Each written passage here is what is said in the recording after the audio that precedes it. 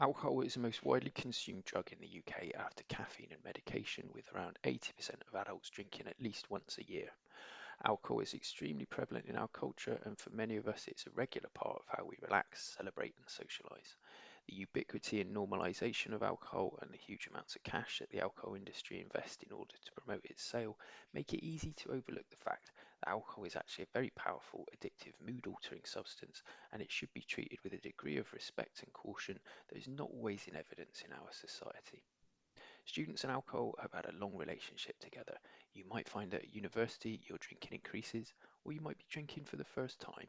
It can feel as if everyone and everything needs alcohol in order to be fun or memorable.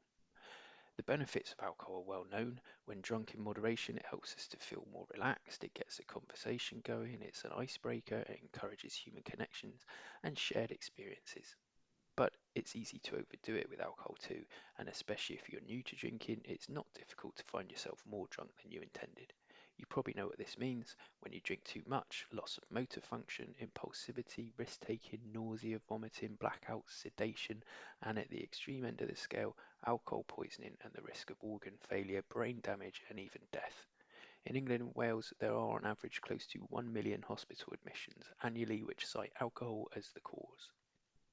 So what can we do to make sure our relationship with alcohol stays healthy and fun and doesn't impact on our physical and mental health? If you're going out drinking, make sure you eat something beforehand.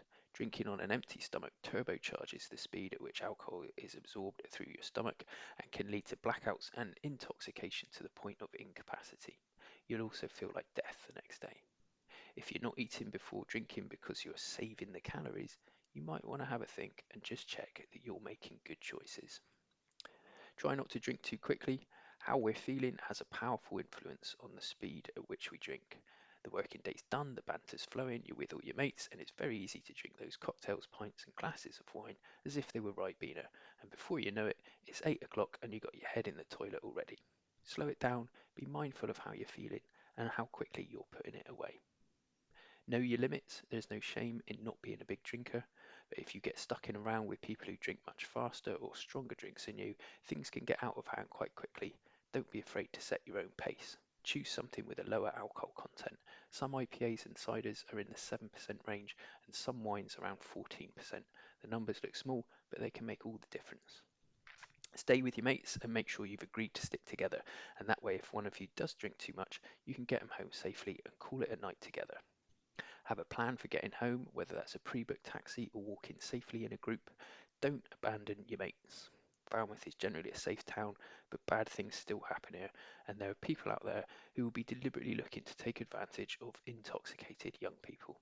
And on that note, be mindful of dodgy people who offer to buy you drinks, and look out for each other. Keep an eye on your drink, don't leave it unattended. Spiking is rare, but sadly it goes on here the same as everywhere else. Alcohol affects the balance of your brain chemistry, so if you choose to drink regularly, don't be surprised to find that anxiety and depression come along for the ride. Try taking regular days off drinking. It can be easy to feel like you're missing the party, but alcohol's not going anywhere, and I assure you there will always be another night out. The government recommends you drink no more than 14 units a week, spread over at least 3 days. In plain English, this means about 6 pints of cider or beer and 1.5 bottles of wine in total per week. Now, about 20% of drinkers in the UK regularly drink in excess of these amounts. And remember, the alcohol manufacturers want you to believe that it is impossible to enjoy life without being a drinker, and they spend a lot of money making sure that drinking remains firmly associated with fun. There can be a lot of pressure put on you to drink. Sometimes it feels like it's the only drug that people think it's okay to shame someone for not taking. And if you aren't having a good time, it can be tempting to try and gloss over things. Oh, I'm not drinking in the morning, I'm not sleeping under a bridge, I'm turning up for lectures. But you don't have to wait for things to get really bad to want to make a positive change.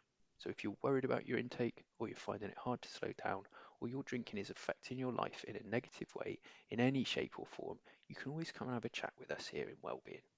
Just message us on studentservices@fxplus.ac.uk. And there's loads of sources on the internet about alcohol. These are some really good ones.